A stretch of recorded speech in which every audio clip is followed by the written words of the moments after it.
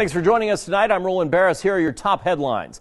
2 Idahoans are detained in China. This as tensions between the countries have risen in recent months over trade disputes and pro-democracy protests in Hong Kong.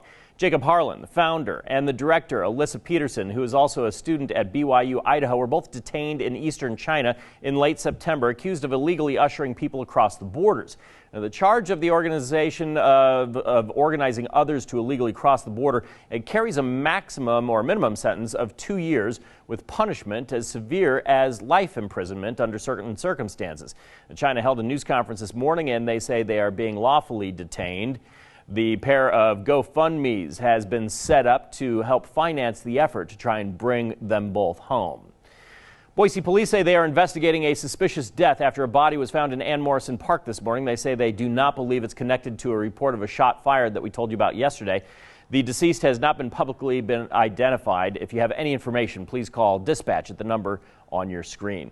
Boise State Broncos preparing for a road game against one of their biggest rivals as the undefeated Broncos take on BYU, who have gone 2-4 this season. Not so good, certainly not as good as the Broncos. Last year, the Broncos defeated the Cougars 21-16 on the blue, but it took a goal line stand in the final minute for Boise State to hold on.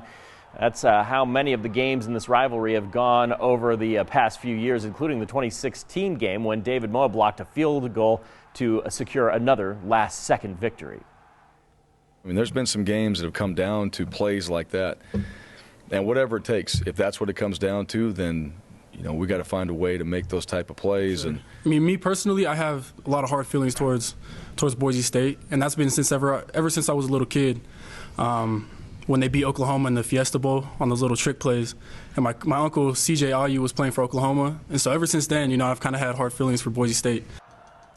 Adding intrigue, both teams might not have their starting quarterbacks ready to go. Both teams have stayed quiet about who's going to be under center on Saturday. Now, Chief Meteorologist Scott Norval with the On Your Side forecast. Just a little light rain earlier today, not much there. Partly cloudy skies. It's much cooler, though. Yesterday, we got into the low 80s in the valley.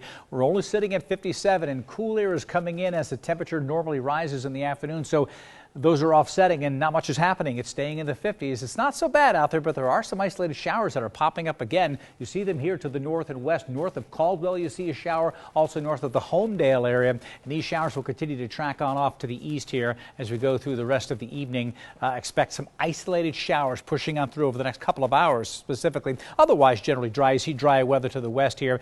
There's moisture right in here. There's energy right here. And then all this moisture, these two are going to combine, and they will move into the region on Saturday, and that's going to give us a soaking morning rain is the way it looks.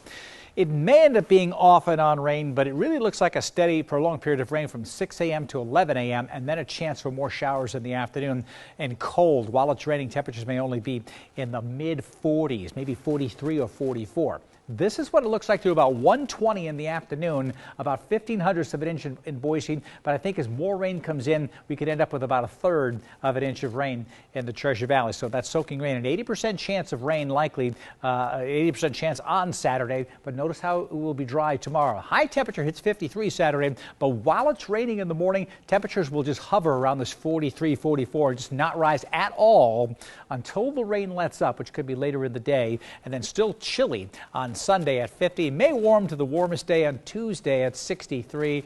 But again, if you've got plans for the weekend, I'll have more details on this forecast in my next update coming right here later this evening.